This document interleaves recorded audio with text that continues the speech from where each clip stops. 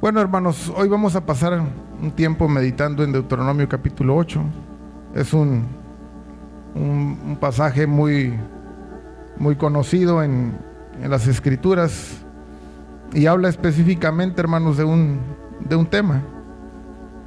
No es un tema agradable, hermanos, el que vamos a compartir hoy. Tiene que ver con el desierto. Dice el versículo 2, que tomé como un texto introductorio, dice Deuteronomio 8:2: y te acordarás de todo el camino por donde te ha traído Jehová tu Dios estos 40 años en el desierto. Yo le puse, hermanos, como tema al sermón de este día, los propósitos del desierto. Los propósitos del desierto. Fíjense, hermanos, por las Escrituras entendemos que el viaje de Israel de Egipto a Canaán es un ejemplo para los creyentes, ¿verdad? Todos tenemos claro eso. Y es bíblico, Pablo lo dice, ¿verdad? Y estas cosas les acontecieron como ejemplo y están escritas para amonestarnos a nosotros, a quienes han alcanzado los fines de los siglos. Entonces, hermanos, ese viaje natural de Egipto desde la esclavitud a la tierra prometida es una gran parábola para nosotros, la iglesia. Deberíamos de entender, hermanos, ese viaje, para que ese viaje, hermanos, nos sirva como una advertencia. Como dice las Escrituras, están escritas para amonestarnos.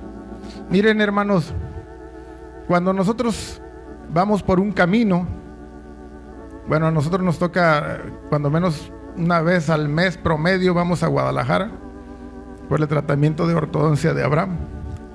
Y ya sé dónde están los baches. Ya voy por cierto tramo y digo, bueno, aquí me tengo que ir más al centro, más a la orilla, o aquí le tengo que bajar, porque sé que va a estar feo. Cuando conoce uno el camino, hermanos, uno es más prudente, uno es más cuidadoso. Pero cuando no conoces el camino, hermanos, de repente vas platicando y ya te fuiste a un bache. Y un día veníamos creo que de Guadalajara, y después de pasar Tecolotlán, hermanos, para acá, estaba cerrada la carretera. Creo que hubo un accidente y hubo un muerto. Y nos mandaron que nos regresáramos, y gracias a Dios que ya somos más de acá de la zona. Y ya sabemos que podemos irnos para Tenamaztlán. Y salimos a la carretera acá, más arriba, para, ¿cómo se llama? Aquí el pueblito aquí adelante, por Colotitlán. Entonces ya no nos afectó, hermanos, nos fuimos por allá. Y yo venía bien confiado, hermanos, ahí cruzando todos esos ranchitos. Y me quise orillar para no subirme a un bordo. Y de repente que me voy a un agujero. Ahí se me tronó la base de un amortiguador. ¿Por qué? Porque no conocía el camino y me confié. Así es en Cristo, hermanos. Cuando no conocemos el camino, hacemos muchos errores y nos va mal. Pero a través del viaje podemos conocer sus errores y no equivocarnos. Saben, como les decía, hermanos, el viaje de Egipto a Canaán es un ejemplo para nosotros, para nuestra caminata. Quiero recordar algunas cosas sencillas, hermanos. A ver, ayúdenme a recordar, hermanos. Salud. ¿Qué significa Egipto, hermanos? Ahí donde estaban los israelitas haciendo adobes, haciendo ladrillos, esclavizados. ¿Qué significa Egipto para nosotros en lo espiritual? El mundo. Porque en el mundo la gente está esclava del pecado. No puede salir del pecado. Y así como vino un Moisés, un libertador, y hubo una Pascua, así Cristo tiene que venir al corazón del pecador para librarlo. Y el Cordero tiene que ser inmolado para que pueda salvar y sacar de ahí al pecador. El pecador tiene que poner su fe en Cristo, en el Cordero inmolado. Después, hermanos, hubo un cruce del Mar Rojo, ¿verdad? ¿Qué significa el cruce del Mar Rojo? ¿Recuerdan? El bautismo en agua. Eso está en 1 Corintios, lo explica. 10, verso 2. Y después, hermanos, de cruzar el Mar Rojo, viene la parte interesante. Empieza 40 años de trayecto en el desierto. ¿Qué representa el desierto para nosotros, hermanos? Los tratos de Dios, la cruz, las pruebas. Saben, hermanos, yo nací en la iglesia pentecostal hace algunos años, y yo no sabía nada de eso del desierto. Yo solo sí sabía que había que buscar a Cristo, hablar a otros de Cristo, dar el testimonio, pero yo no sabía que había un desierto y que en ese desierto Dios quiere tratar mi corazón a través de pruebas y tiempos difíciles. Yo no sabía eso, pero la realidad es que hay un desierto, hermanos, y en ese desierto Dios quiere hacer algo en nuestras vidas, y hoy vamos a ver cuáles son esos propósitos a través de la Escritura. Dice la Escritura en 1 Corintios 10:5: pero de los demás de ellos no se agradó Dios, por lo cual quedaron postrados en el desierto. Algunos no pasaron el desierto, hermanos, porque si no entendemos los propósitos, vamos a dejar el camino. Vamos a ver el primer propósito aquí en Deuteronomio 8, versículo 2, si podemos nuevamente verlo ahí, hermanos.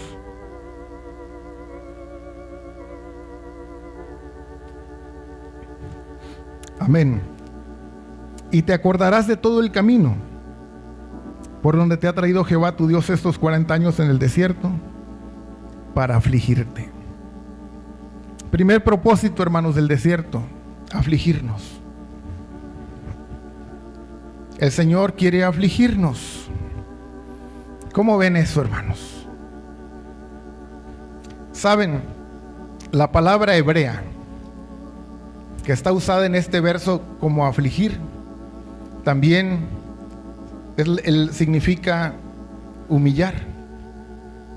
De hecho, en Isaías 25:5 se utiliza como humillar, si después quieren buscarlo. Pero la misma palabra hebrea afligir quiere decir humillar. Podríamos decir también que un propósito en el desierto es que aprendamos a ser humildes. Yo estaba buscando en Google, porque ahí buscamos todo, ¿no es cierto, hermanos? Una vez me picó un alacrán a medianoche o madrugada. Dije, voy a buscar en Google qué es bueno para la picadura de alacrán. Y les voy a decir por qué no es bueno buscar todo en Google. Y me sale, si le picó un alacrán, vaya inmediatamente a servicio médico porque puede ser mortal. Imagínense qué paz me dejó esa respuesta de Google. Y pues sí, hermanos, fui a consulta y me dijeron, mire, si no tiene estos síntomas, no, le va a hacer más daño el antídoto. Entonces, no hubo necesidad de antídoto, pero hace poquito estaba buscando en Google, hermanos, cómo ser humildes. Y según el mundo, hermanos, para ser humilde, uno hay que reconocer las propias desventajas y uno tiene que tener buena actitud en la vida. Y según el mundo, así uno se vuelve humilde. Hermanos, solo Dios sabe cómo hacernos humildes. Y el desierto, los tiempos difíciles, es lo que nos hace humildes. Cuando estamos sanos, somos de un temperamento. Pero cuando estamos enfermos o afligidos, somos de otro temperamento. Mire, un papá, un esposo, puede ser muy duro y regañar a los hijos y a la esposa, ser duro. Pero nada más se enferma, hermanos, y lo tira en cama el Señor por los tratos y dice, chaparrita, pásame mis pastillas. Nos reímos, hermanos, pero así somos en el corazón. Cuando estamos en aflicción, se ablanda el corazón. Saben, allá en Veracruz se acostumbra mucho a hacer tamales de hoja de plátano. Aquí no es común, hermanos, aquí se usa la hoja de maíz, de elote. Pero allá se acostumbra mucho a hacer tamales de hoja de plátano. Pero la hoja de plátano, hermanos, es quebradiza para envolver. ¿Cuál es el secreto, hermanos, para que se vuelva blandita y pueda envolver un tamal? Con la misma hoja seca, se le tumban las matas de plátano, se hace un montón, se le pone fuego y la hoja verde se pasa así, en esa llamarada. Y miren, la hoja que es así quebradiza, hermanos, rígida, se ablanda y sirve para envolver los tamales. El fuego ablanda, hermanos. El fuego ablanda. La aflicción ablanda. El Señor dice, llevad mi yugo sobre vosotros y aprended de mí que soy manso y humilde de corazón, y hallaréis descanso para vuestras almas. Dice la Escritura, hermanos, que cuando somos humildes habrá descanso. Cuando somos duros, cuando somos obstinados, orgullosos, no hay descanso. Y el Señor quiere nuestro bien, y por eso tiene que afligirnos y tiene que humillarnos. Fíjense que la Escritura nos habla de el hombre más manso sobre la tierra. ¿Quién era el hombre más manso sobre la tierra en el Antiguo Testamento, hermanos? Moisés, ¿verdad? Según Números. Dice que él era el hombre más manso sobre la tierra. Pero a ver, permítanme. Cuando él tenía 40 años, vio que estaban un egipcio maltratando a un hebreo, y su temperamento fue tan fiero que mató al egipcio. ¿Pero qué no él era el hombre más manso de la tierra? Él mató a un egipcio, hermanos. Él era de temperamento fuerte. ¿Qué cambió el corazón de Moisés, hermanos? 40 años en Madián, en el desierto. El desierto ablanda, hermanos. El desierto cambia el carácter. De ser orgulloso a ser manso. El desierto es la respuesta para el corazón duro. Fíjense, hablando de Moisés y cómo lo ablandó el desierto, les voy a decir algo que Dios usa a veces para ablandarnos y que es parte del desierto. Cuando Moisés se va a Madián, hermanos, trabaja 40 años ahí. De hecho, desde que llega a Madián empieza a cuidar las ovejas, recuerden, a darles agua. Y pasa 40 años ahí trabajando con Jetro, su suegro. ¿Y cuál fue el salario, hermanos, con el que terminó Moisés en Madián? ¿Recuerdan? Cuando lo llama el Señor otra vez a Egipto. ¿Cuántos rebaños llevaba Moisés, hermanos? De ovejas, de cabras, de camellos. Ni uno. Solo salió con un burrito y con su esposa y sus hijos. Jacob, hermanos, de perdido, batalló con Labán, pero tenía muchos rebaños, ¿recuerdan? Pero Moisés no tenía nada. Parte de los tratos, hermanos, de Moisés fue que salió con las manos vacías de la casa de su suegro.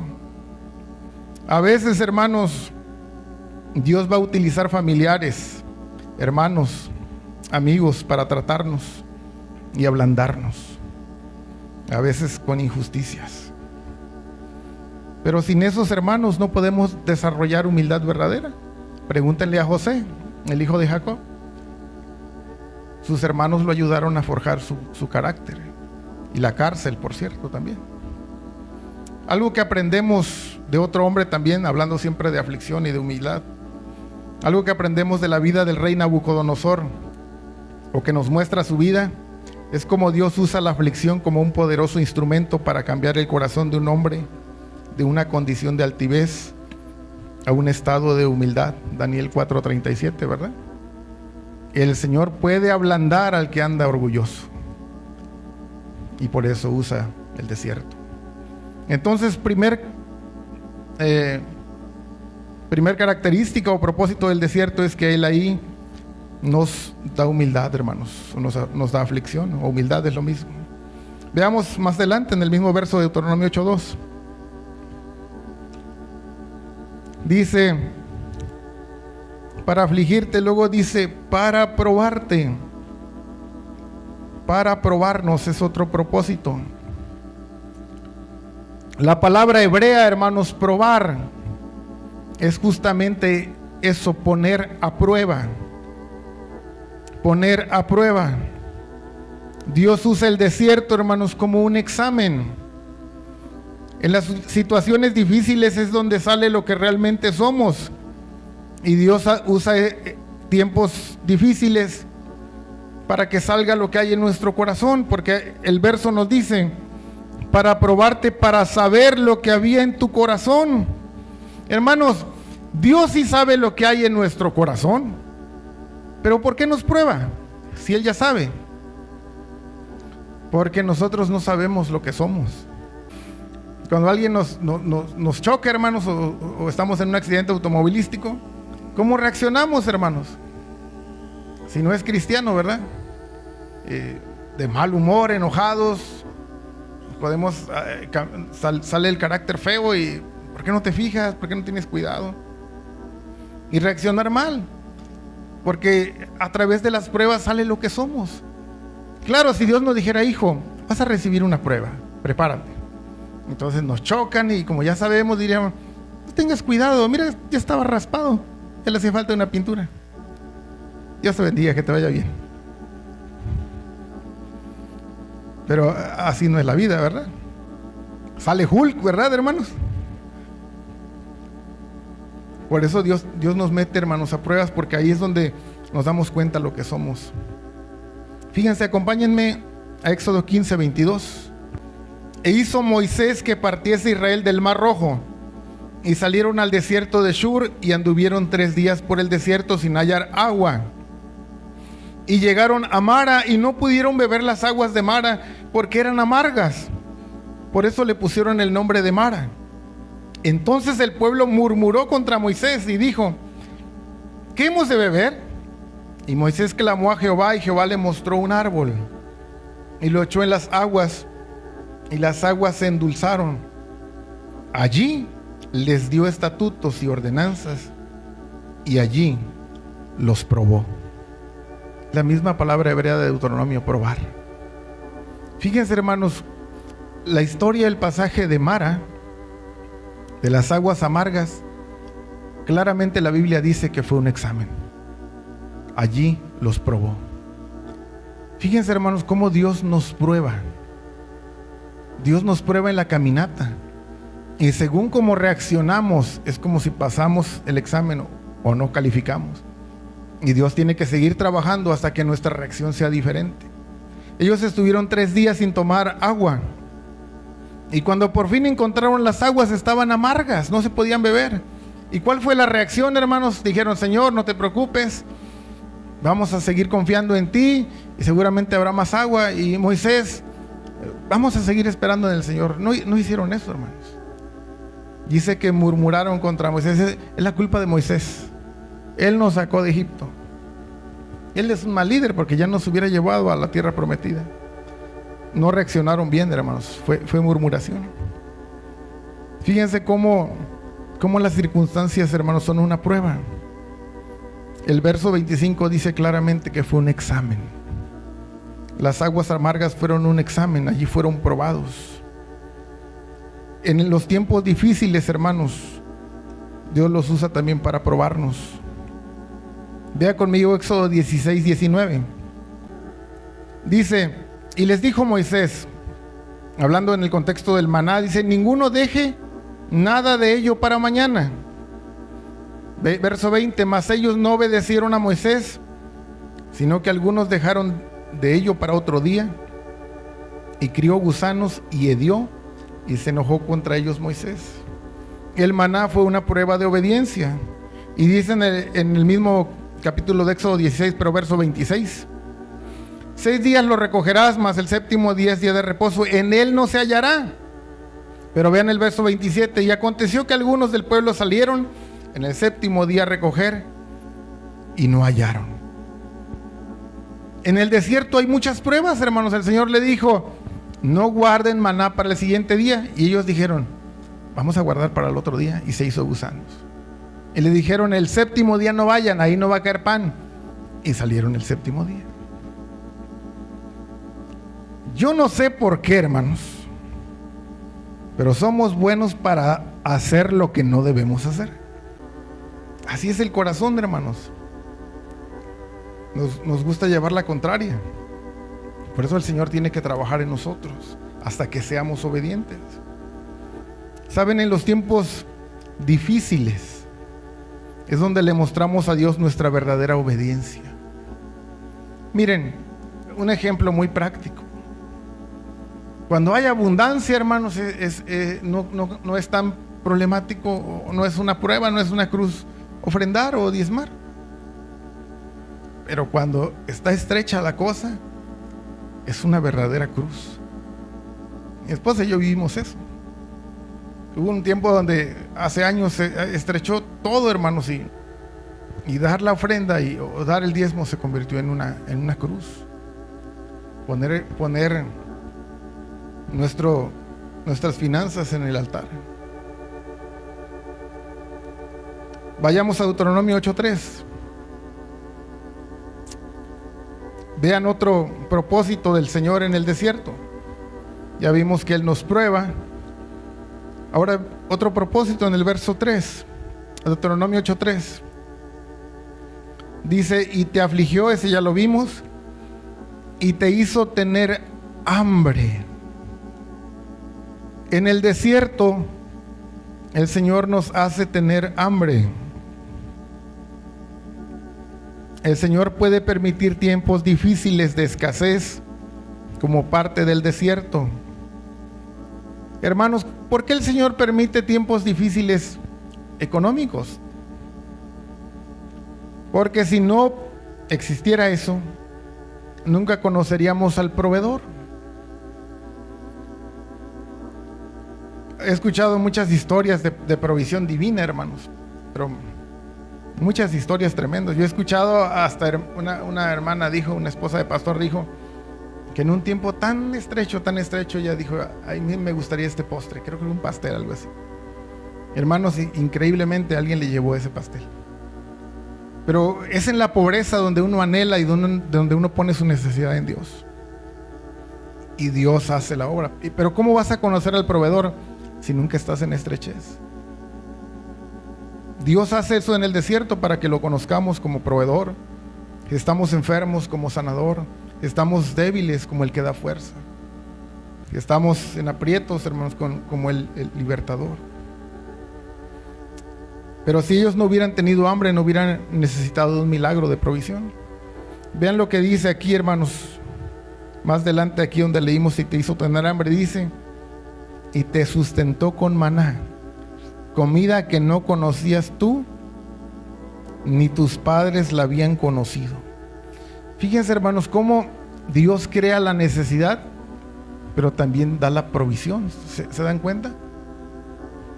Eso es muy lindo, hermanos. O sea, Dios no es cruel, pero sí quiere hacer algo en nuestros corazones. Algo que hay aquí, hermanos, es todavía más profundo que una provisión natural. Quiero que sigamos leyendo el verso 3. Dice, para hacerte saber, dice el final del verso, Deuteronomio 8:3 dice al final del verso, para hacerte saber que no solo de pan vivirá el hombre, mas de todo lo que sale de la boca de Jehová vivirá el hombre. Aquí hay algo muy profundo, hermanos, y es mucho más que nos falte el pan, y es mucho más, hermanos, que una simple necesidad económica. No todo es lo material, hermanos. Marcos dice, ¿qué recompensa dará el hombre por su alma? Eso no se arregla con dinero, hermanos. Hermanos, Dios nos va a llevar a tal punto en el viaje espiritual donde solo Él sea la respuesta a nuestra gran necesidad. Tal vez tú no lo entiendas, pero un día tal vez vas a estar ahí, donde el doctor no puede ayudar, donde el dinero no es suficiente para arreglar nuestra situación, solo un milagro de Él. Y Dios nos quiere llevar a ese punto, hermanos, para que veamos que no solo de pan vive el hombre, no solo es lo material, sino que necesitamos del pan del cielo que hace vivir al hombre. Oh, hermanos, ese punto en el desierto es tremendo, pero es precioso también. Es precioso. Es donde vemos al Señor como una verdadera ayuda y apoyo. Deuteronomio 8:5, hermanos, otro propósito. Deuteronomio 8:5. Vean este propósito. Reconoce a sí mismo en tu corazón que como castiga el hombre a su hijo, así Jehová tu Dios te castiga. Un propósito del desierto, hermanos, es disciplinarnos. Disciplinarnos. Si hay algo, hermanos, y tal vez ya se fueron los niños, pero tal vez los niños no me entenderían. Tal vez usted sí. Si hay algo que yo anhelo, hermanos, que hubiera pasado en mi niñez y que no tuve esa bendición, porque mis padres no eran cristianos, no sabían nada de la Biblia, ni criar hijos en el camino de Dios, pero algo que yo hubiera deseado cambiar en mi niñez es que mis padres me hubieran dado más vara.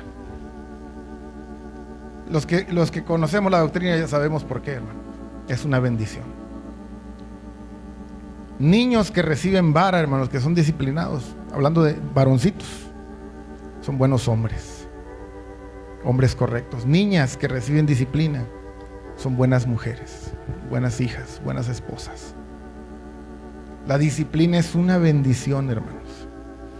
Pero como muchos no tuvimos toda esa bendición de nuestros padres, Dios diseñó el desierto para disciplinarnos. Y ahí Él va a tratar con lo que somos. Porque aunque no lo crean, hermanos, hay cositas que necesitan ser cambiadas. Cositas feas que necesitan ser cambiadas en nuestro carácter, en nuestro corazón. Vayamos a Hebreos, hermanos. Hebreos nos da una lista muy linda. Vamos a Hebreos 12, por favor. El versículo 5.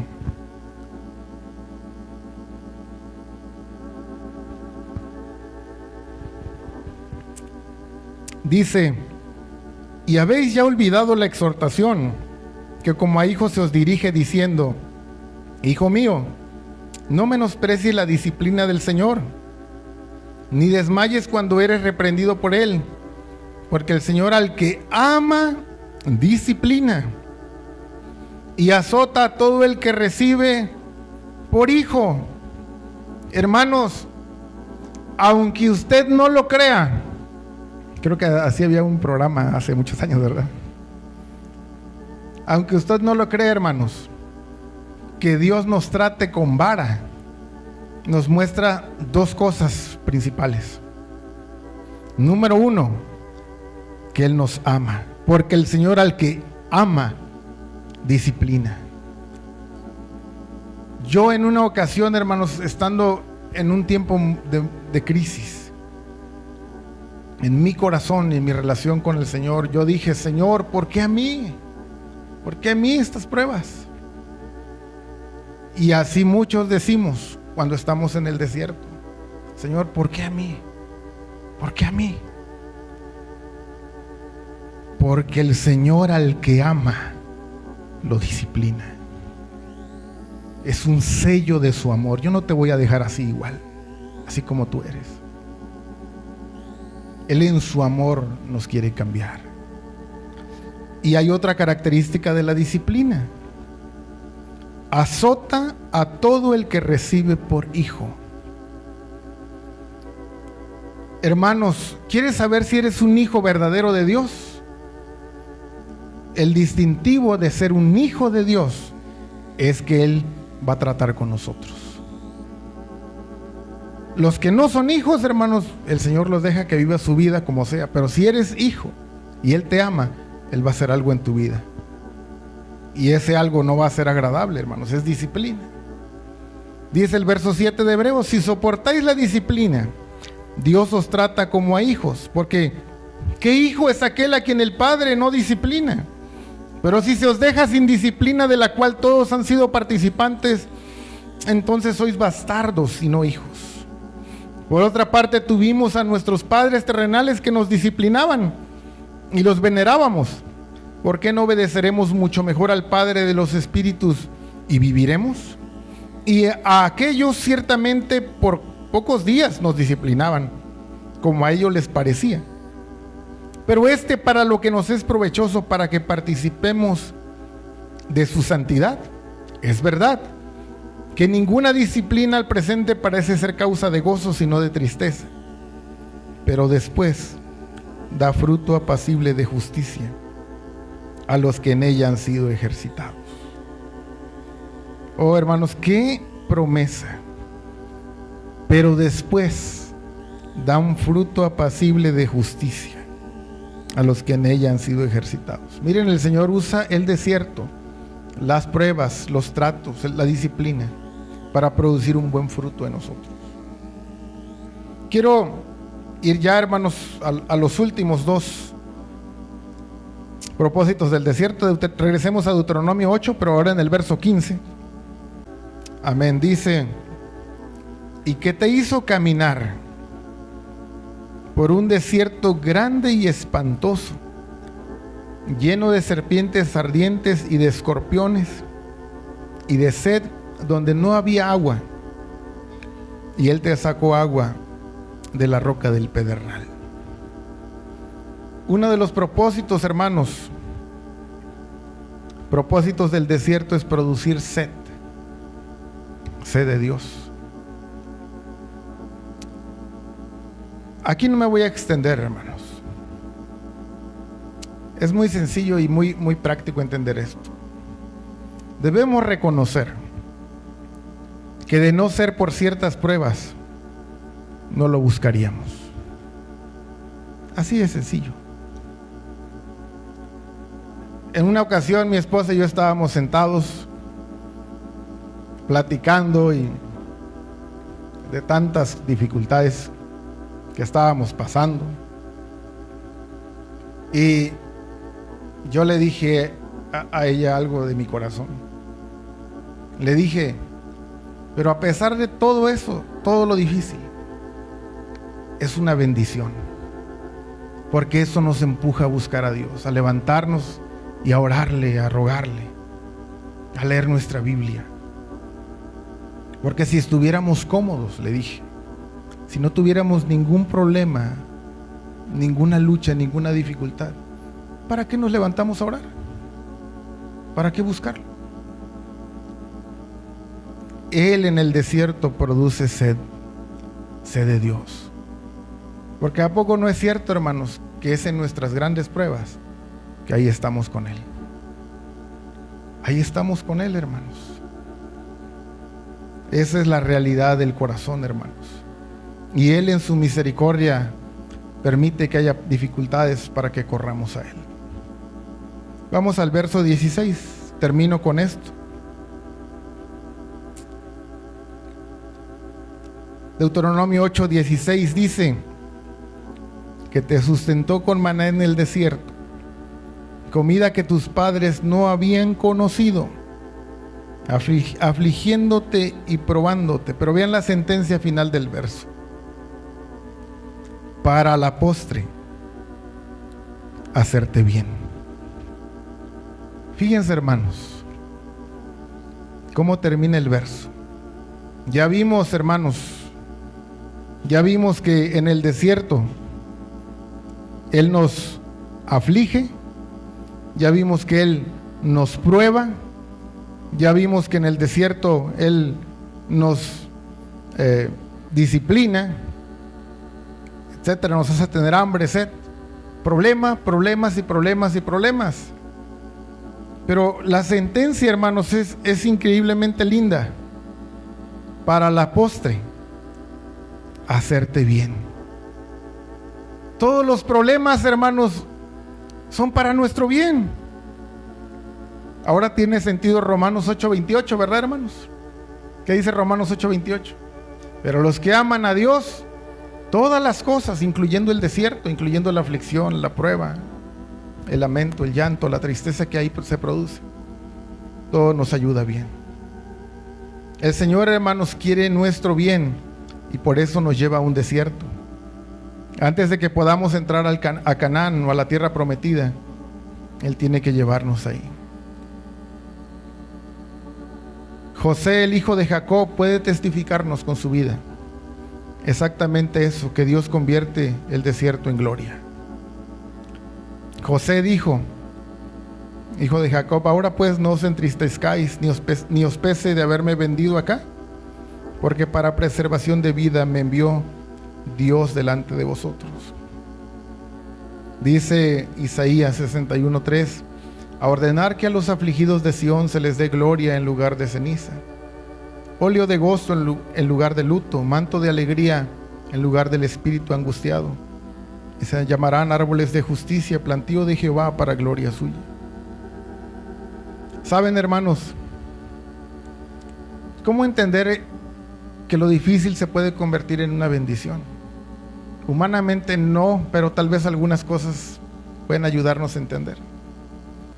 Hace un tiempo leí una historia que en los Estados Unidos se trataban de importar bacalao, y creo que primero lo intentaron hacer por tren con hielo, pero no había la tecnología moderna, hermanos. Eso es hace muchos años, y el bacalao llegaba feo, de mal sabor y aspecto, textura. Entonces dijeron, vamos a moverlo en vagones con agua y llevarlo vivo, y pusieron el bacalao ahí, hermanos, en los vagones. Y cuando llegaba, hermanos, sabía feo, porque el bacalao no nadaba, estaba inactivo y se hacía su sabor feo.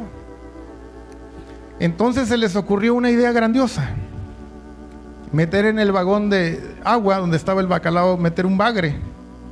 Y si usted investiga, el bagre es el enemigo natural del bacalao.